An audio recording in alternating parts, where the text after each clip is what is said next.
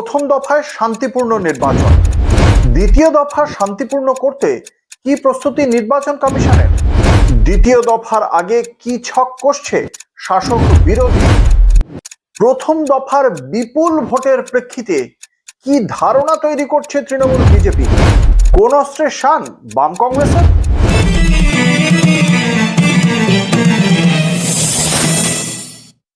তথ্য তত্ত্বে আপনাদের সকলকে স্বাগত। আপনাদের সঙ্গে রয়েছি আমি অঙ্কুর।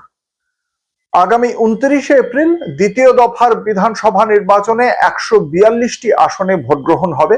এই 142টি আসন রয়েছে যে জেলাগুলিতে, সেই জেলাগুলি হলো কলকাতা, উত্তর 24 পরগনা, দক্ষিণ 24 পরগনা, হাওড়া, হুগলি, পূর্ব বর্ধমান এবং নদিয়া। এই 7টি জেলায় 142টি আসনে আগামী 29শে এপ্রিল বিধানসভা নির্বাচনের দ্বিতীয় দফা অনুষ্ঠিত হবে। এবং খুব স্বাভাবিকভাবেই একদিকে এই দ্বিতীয় দফা নির্বাচনের জন্য নির্বাচন কমিশনের পক্ষ থেকে যেমন প্রস্তুতি চলছে, একই রকম ভাবে প্রস্তুতি চলছে রাজনৈতিক দলগুলোর। এবং দুপক্ষের অর্থাৎ কমিশন এবং রাজনৈতিক দলগুলির পক্ষ থেকে প্রস্তুতি ঠিক কি পর্যায়ে চলছে সেই নিয়েই আমার আজকের এই প্রতিবেদন। কমিশনের প্রস্তুতির দিকে যদি তাকাই তাহলে আপনাদের জানিয়ে রাখি, প্রথম দফা যেহেতু অবাধ সুষ্ঠু ভোট হয়েছিল, তুলনামূলকভাবে আমাদের অতীতে যে অভিজ্ঞতা রয়েছে সেই অভিজ্ঞতার সঙ্গে মিল রেখেই বরং অনেক শান্তিপূর্ণ ভোট হয়েছে। বিক্ষিপ্ত কয়েকটি অশান্তির ঘটনা অবশ্যই ছিল, কিন্তু সেই অর্থে মৃত্যুর ঘটনা, রক্তপাত এগুলো অনেক অনেক কম হয়েছে। মানুষ বাড়ির থেকে বেরিয়ে স্বস্তিতে ভোট দিতে পেরেছেন, তারা এই আস্থা নিয়ে বেরোতে পেরেছেন 2.5 লাখ কেন্দ্রীয় বাহিনী আছেন তার নিরাপত্তার জন্য। ফলে সেই জায়গা থেকে একটা সুষ্ঠু ভোট হয়েছে। সেই রকম নিরাপত্তা দিয়ে একটা রক্তপাতহীন নির্বাচন করানোর জন্য এবার নিরাপত্তায় থাকছে 2348 কোম্পানি কেন্দ্রীয় বাহিনীর সঙ্গে রাজ্য সশস্ত্র পুলিশ। কুইক রেসপন্স টিম যাতে দ্রুত কোনো জায়গায় গন্ডগোল হলে পৌঁছে যেতে পারে সেজন্য তাদের বাইক দেওয়া হবে বলে জানানো হয়েছে নির্বাচন কমিশনের পক্ষ থেকে। অর্থাৎ নির্বিঘ্নে ভোট করাতে বদ্ধপরিকর রয়েছে কমিশন। 142 জন সাধারণ পর্যবেক্ষক থাকছেন, 95 জন পুলিশ পর্যবেক্ষক থাকছেন। সবচেয়ে বেশি কেন্দ্রীয় বাহিনী থাকছে উত্তর 24 পরগনায়। উত্তর 24 পরগনা জেলাতে, শুধুমাত্র উত্তর 24 পরগনাতেই থাকছে 507 কোম্পানি কেন্দ্রীয় বাহিনী। অবশ্যই এই জেলাতে বিধানসভার আসন সংখ্যাও সবচেয়ে বেশি, 33টি। এছাড়া অন্যান্য জেলাগুলোতে দক্ষিণ 24 পরগনায় 409 কোম্পানি কেন্দ্রীয় বাহিনী থাকছে, হাওড়া 16টি আসনে 344 কোম্পানি থাকছে, নদিয়া 17টি আসনে থাকছে 285 কোম্পানি, পূর্ব বর্ধমানের 16টি আসনে 273 কোম্পানি, কলকাতার 11টি আসনে 273 কোম্পানি কেন্দ্রীয় বাহিনী থাকবে। এই গেল নির্বাচন কমিশনের প্রস্তুতি। বাকি প্রস্তুতি তো 152 সিটে যেমন হয়েছিল তেমনই কমিশনের পক্ষ থেকে প্রস্তুতি থাকছে। এবার রাজনৈতিক দলগুলোর প্রস্তুতি জানাবো, তবে তার আগে এবারের ভোটের ফ্যাক্টর গুলো কি আছে সেটা একটা সংক্ষেপে বলে দিই আপনাদের। যেমন সংখ্যালঘু ভোট, উত্তরবঙ্গের যে ভোট হয়েছিল সেখানে সংখ্যালঘু ভোটের ফ্যাক্টরটা কি ছিল? 2 দিনাজপুর, মালদা এবং মুর্শিদাবাদে মূলত সংখ্যালঘু ভোট, এবং সেখানে তৃণমূল কংগ্রেস, বাম এবং কংগ্রেসের মধ্যে সংখ্যালঘু ভোটটা ভাগ হয়ে যাওয়ার একটা সম্ভাবনা রয়ে গিয়েছে। মালদা এবং মুর্শিদাবাদে বাম এবং কংগ্রেস তারা আসন পাবে বলে যথেষ্ট আত্মবিশ্বাসী। এটা যদি হয় যে বাম এবং কংগ্রেস কয়েকটি আসন পেল এবং তারা সংখ্যালঘু ভোটের একটা অংশে তারা ভাগ বসাতে পারলো, শাসক দল তৃণমূল কংগ্রেসের যেটা গড় সেই সংখ্যালঘু ভোটে তারা যদি বা ভোট ব্যাংকে যদি ভাগ বসাতে পারে তাহলে সেক্ষেত্রে কয়েকটি আসন উত্তরবঙ্গে বিজেপি লাভ করতে পারে। কিন্তু যদি দক্ষিণবঙ্গের দিকে আসি, দক্ষিণবঙ্গের সংখ্যালঘু ভোট সেই অর্থে ভাগ হওয়ার সম্ভাবনা কম। আসছি মতুয়া ভোটে।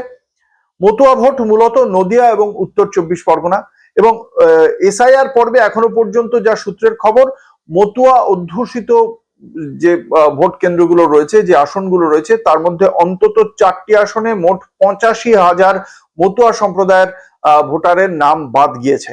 ফলে সেটা এবারের ভোটে একটা বড় ফ্যাক্টর হয়ে দাঁড়াতে পারে।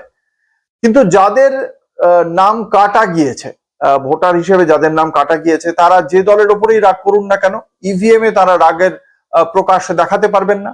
আর যাদের ভোটের নাম কাটা যায়নি তারা রাতারাতি গতবার যাকে ভোট দিয়েছেন সেখান থেকে হঠাৎ করে সুইচ ওভার করে তারা আবার একটা নতুন রাজনৈতিক দলকে ভোট দেবেন এমনটা মনে করছেন না রাজনৈতিক বিশ্লেষকরা। তবে একটা বিষয় কি, এই যে 85,000 মানুষের যে ভোটার হিসেবে স্বীকৃতি পাননি তারা, এটার তাদের একটা আতঙ্ক ছড়াচ্ছে। সেই আতঙ্কটা যদি তার চারপাশের ওই সম্প্রদায়ের মানুষের মধ্যে ছড়িয়ে যায়, তাহলে একদিকে যেমন দেখতে পাওয়া যাচ্ছে প্রধানমন্ত্রী নরেন্দ্র মোদী বা অমিত শাহ বলছেন 5 তারিখের পরে যারা স্বীকৃতি পাননি তাদের নাগরিকত্ব দেওয়ার বন্দোবস্ত করা হবে, প্রধানমন্ত্রীও একই প্রতিশ্রুতি দিচ্ছেন। ফলে সেই দিক থেকে তারা সেই প্রতিশ্রুতিতে ভেসে যেতে পারেন। আবার যেহেতু তৃণমূল কংগ্রেস বলছে যে ভারতীয় জনতা পার্টি আদতে এদের নাগরিকত্ব দেবে না, যেমন ভাবে এদের নাম কাটা গিয়েছে, ফলে তারা তৃণমূলের দিকেও ভোট দিতে পারেন। ফলে সেটা একটা প্রভাব পড়বে এই 85,000 যে নাম বাদ গিয়েছে তাদের আত্মীয় স্বজন যাদের নাম ভোটার লিস্টে আছে, তারা এদের কথা কিভাবে বিশ্বাস করছেন, কোন দিকে আস্থা রাখছেন, কোন রাজনৈতিক দলকে বেছে নিচ্ছেন তাদের সুরাহার জন্য, সেটা একটা ফ্যাক্টর। এবং এই দক্ষিণবঙ্গের ভোটে মেরুকরণ খুব বেশি তীব্র হবে, এটাও কিন্তু এখনো পর্যন্ত খবর। এর বাইরে যে জেলাগুলোয় ভোট রয়েছে, নদিয়া, উত্তর 24 পরগনা বাদ দিয়ে, হাওড়া, হুগলি। হাওড়ায় 16-16 করেছিল তৃণমূল কংগ্রেস 2021-এ, এবং লোকসভা নির্বাচনেও যে হাওড়ায় বিরাট কিছু পরিবর্তন হয়ে গেছে এমনটা নয়। তবু হাওড়ায় একটা বড় অঙ্কের অবাঙালি ভোট রয়েছে। হাওড়ায় আমরা দেখেছি বেলুর মোড় থেকে শালকিয়া চৌরাস্তা মোড় পর্যন্ত প্রধানমন্ত্রী নরেন্দ্র মোদীর রোড শো, এবং সেখানে যা ভিড় হয়েছিল তাতে প্রধানমন্ত্রী যথেষ্ট খুশি। এবং সেই জেলায় যদি তৃণমূল কংগ্রেস যদি সেখান থেকে খানিকটা ভোট লোকসভা ভোটের নিরিখে যদি তৃণমূল কংগ্রেসের হাত থেকে আবার খানিকটা হলেও বিজেপি কেড়ে নিতে পারে ওই অবাঙালি ভোটের ভর দিয়ে, তাহলে হাওড়া একটা ফ্যাক্টর।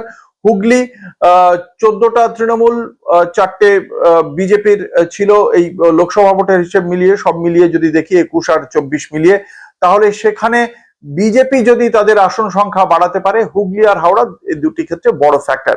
কলকাতায় 11টা আসন পেয়েছিল তৃণমূল কংগ্রেস, কিন্তু লোকসভা ভোটের নিরিখে এই 11টার মধ্যে 2টো আসনে বিজেপি এগিয়ে রয়েছে। দেখা যাক, কিন্তু কলকাতায় ভোটের পার্সেন্টেজটা যথেষ্ট কম থাকে। সচরাচর কলকাতায় ভোটের পার্সেন্টেজটা 65 থেকে 70-এর মধ্যে ঘোরাফেরা করে। অন্যান্য জেলাগুলো যেমন উপচে পড়া ভোট হয়েছে, 96% ভোট হয়েছে উত্তরবঙ্গের কোনো কোনো আসনে, মুর্শিদাবাদে বা কোচবিহারের কোনো আসনে, কিন্তু কলকাতায় কিন্তু 65 থেকে 70% মতো ভোট পড়ে। এবার যেহেতু কলকাতাতেও বেশ কয়েকটি আসনে ভোটার সংখ্যা অনেকটা কমে গিয়েছে, ভোটের পার্সেন্টেজ হয়তো বাড়বে, সেটা কতটা বাড়বে সেটা একটা ফ্যাক্টর।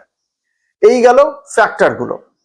এবার কি, রাজনৈতিক দলগুলো প্রথম দফার নির্বাচনের প্রেক্ষিতে দ্বিতীয় দফার একটা ন্যারেটিভ ভাষ্য বা ধারণা তৈরি করে দিচ্ছে ভোটারের মনে। বিজেপির পক্ষ থেকে ভাষ্যটা কি তৈরি করা হয়েছে? বিজেপি ইতিমধ্যেই বলছে, যেটা বিভিন্ন মঞ্চে প্রথম দফা নির্বাচনের পর থেকে অমিত শাহ হন বা প্রধানমন্ত্রী নরেন্দ্র মোদী বা বিজেপির অন্যান্য রাজ্য নেতৃত্ব, তারা বলছেন, অমিত শাহ একদম সংখ্যা বলে দিয়েছেন সাংবাদিক সম্মেলন করে, যে 110টি আসনে ভারতীয় জনতা পার্টি জিতছে 152টির মধ্যে। দ্বিতীয়ত কি, প্রথম দফার মাধ্যমেই জেতার দিকে অনেকটা এগিয়ে গিয়েছে ভারতীয় জনতা পার্টি। তৃতীয় কি, ভালো ভোট পড়েছে বলেই শান্তিতে প্রধানমন্ত্রী নরেন্দ্র মোদী গঙ্গা বক্ষে সফরে বেরিয়ে পড়েছেন ক্যামেরা হাতে, গায়ে শাল দিয়ে এই গরমে। আর চতুর্থ কি, ভারতীয় জনতা পার্টি জেতার দোরগোড়ায় পৌঁছে গিয়েছে এমন একটি রিপোর্ট কেন্দ্রীয় নেতৃত্বকে পাঠাচ্ছে রাষ্ট্রীয় স্বয়ংসেবক সংঘ, যা কিনা বিজেপির মাদার কনসার্ন হিসেবেই সকলে বলে থাকেন। ফলে এটা বিজেপির ভাষ্য, এটা তৈরি করে দিচ্ছেন আমজনতার মনে, তাদের কর্মী সমর্থকদের কাছে, যে অলরেডি আমরা জিতে গিয়েছি, আমরা খুব কাছে পৌঁছে গিয়েছি ম্যাজিক ফিগারের। পাল্টা তৃণমূল কংগ্রেস, তারা কি বলছে? অভিষেক বন্দ্যোপাধ্যায় মঞ্চে দাঁড়িয়ে বলেছেন যে 152-এর মধ্যে সেঞ্চুরি করেছে তৃণমূল কংগ্রেস। মমতা বন্দ্যোপাধ্যায় মঞ্চে দাঁড়িয়ে বলেছেন কঠিন এলাকা পার করে এসেছি। তার মানে উত্তরবঙ্গে যে ভারতীয় জনতা পার্টির জনভিত্তিটা বা ভোটের ভিত্তিটা ভালো, সেটা কার্যত মুখে স্বীকার করেছেন মমতা বন্দ্যোপাধ্যায়, কিন্তু তিনি বলেছেন কঠিন এলাকা পার করে এসেছি। কিন্তু এখানে তৃণমূল কংগ্রেসের পক্ষ থেকে মঞ্চে দাঁড়িয়ে না বললেও, যেটা হুইসপারিং ক্যাম্পেইন করে যেটা বলা হচ্ছে বা তারা যে হিসেবটা সামনে রাখছে, সেটা হচ্ছে গিয়ে যে প্রথম দফায় যে 152টি আসনে নির্বাচন হয়েছে, সেখানে বিজেপি 110 বলছে, কিন্তু তৃণমূল কংগ্রেস কি বলছে?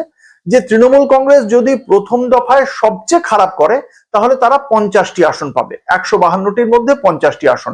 তাতে কিন্তু বিজেপির 100 আসন কনফার্মড হয়ে যাচ্ছে, বাম কংগ্রেসকে হিসাবের মধ্যে রাখা হচ্ছে না।